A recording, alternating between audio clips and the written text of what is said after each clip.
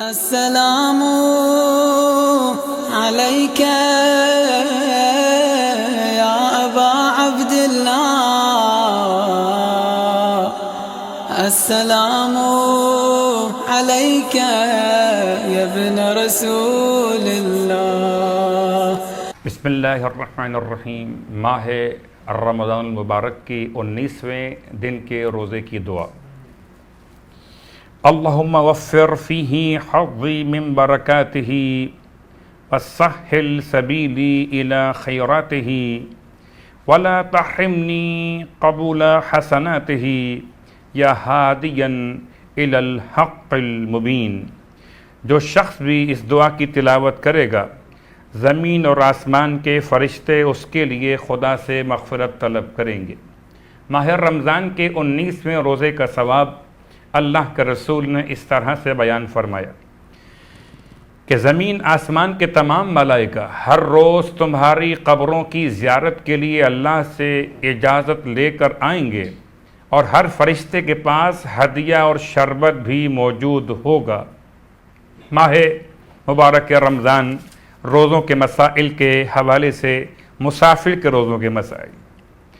اگر انسان ظہر کے بعد سفر کا آغاز کرے تو اس دن کا روزہ پورا کرنا اس پر واجب ہوگا۔ اگر انسان ظہر کے نماز کے وقت کے بعد سفر کا آغاز کرے تو اس دن کا روزہ پورا کرنا اس پر واجب ہوگا۔ ماہ مبارک رمضان کی 19ویں رات، یہ شب قدر بھی، اور ایسی پہلی شب قدر جس کے فضائل بہت زیادہ بیان کیے گئے۔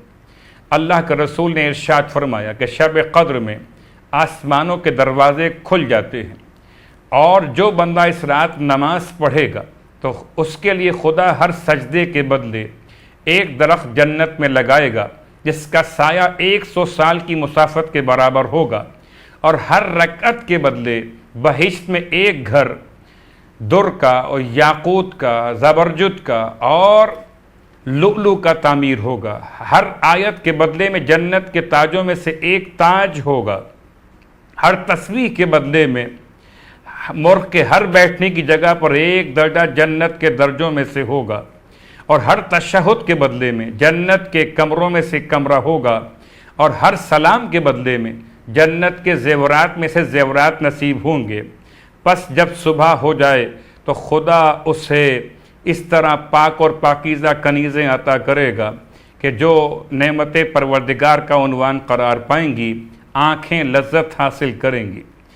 شب قدر یعنی کہ جس میں قرآن کے نزول کا عنوان 19ویں شب قدر، رسول خدا صلی اللہ علیہ وآلہ وسلم اس رات میں یہ دعا تلاوت کیا کرتے تھے۔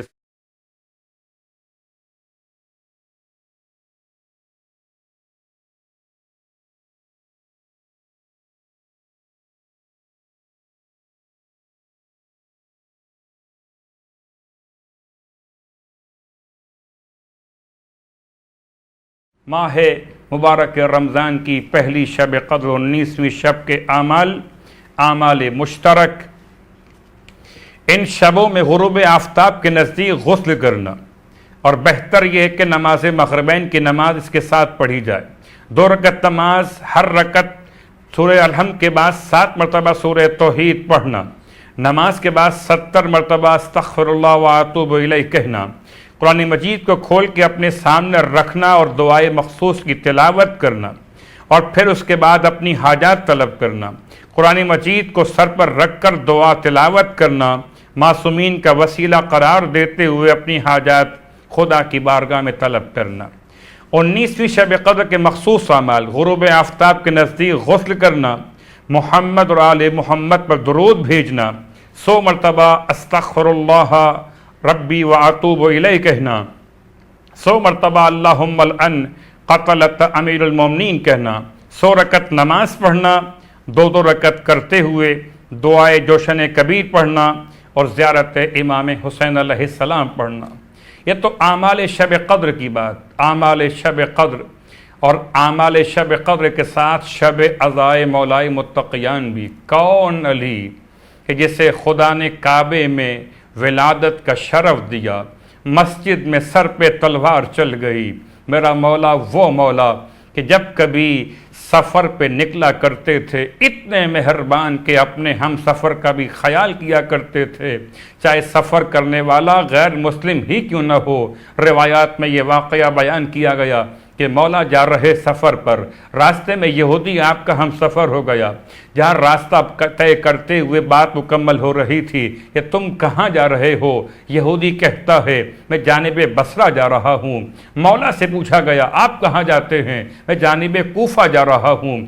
اور جب ایسا مقام آیا یہاں سے راستے جدا ہو رہے تھے، امام نے اپنے راستے کوفے کے راستے کو چھوڑ کر بصرہ کے راستے پہ چلنا شروع کیا۔ یہودی کہتا ہے شاید آپ بھول گئے کہ آپ کو کوفے جانا تھا۔ امام فرماتے ہیں میں بھولا تو نہیں، البتہ جو اسلام نے حق ہم سفر کو بیان کیا ہے میں اس کو ادا کر رہا تھا۔ یہودی کہتا ہے کہ اسلام میرے لیے بھی اتنی وسعت رکھتا ہے کہ میں یہودی ہونے کے باوجود اس کا مجھے ہم سفری کا عنوان رکھا جا رہا۔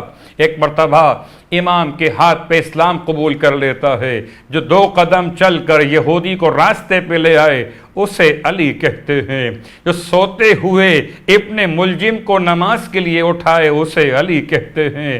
لیکن ادھر میرے مولا نے رکعت اول نماز فجر کی تمام فرمائی تھی اور سجدے کے لیے سر رکھنا چاہتے تھے یا دوسرے سجدے سر اٹھانا چاہتے تھے کہ عبد الرحمن ابن ملجم نے امام کے سر مبارک پر ایسا وار کیا کہ زمینیں دہل کے رہ گئیں۔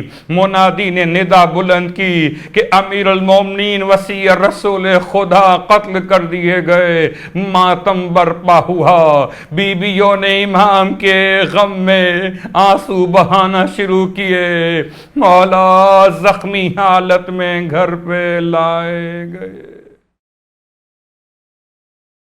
سورہ اخلاص، جو شخص ایک مرتبہ سورہ اخلاص کی تلاوت کرے اس پر برکت نازل ہوگی، 2 مرتبہ پڑھے گا تو اس پر اور اس کے اہل و عیال پر برکت نازل ہوگی، 3 دفعہ پڑھے گا تو اس پر بھی، اس کے اہل و عیال پر بھی اور ہمسایوں پر بھی برکت نازل ہوگی۔ پروردگار سے التماس کہ خدا ہم کو ماہ مبارکہ رمضان کی دعا اور ماہ مبارکہ رمضان کے تلاوت قرآن کا شوق عطا فرمائے۔ والسلام علیکم ورحمۃ اللہ وبرکاتہ۔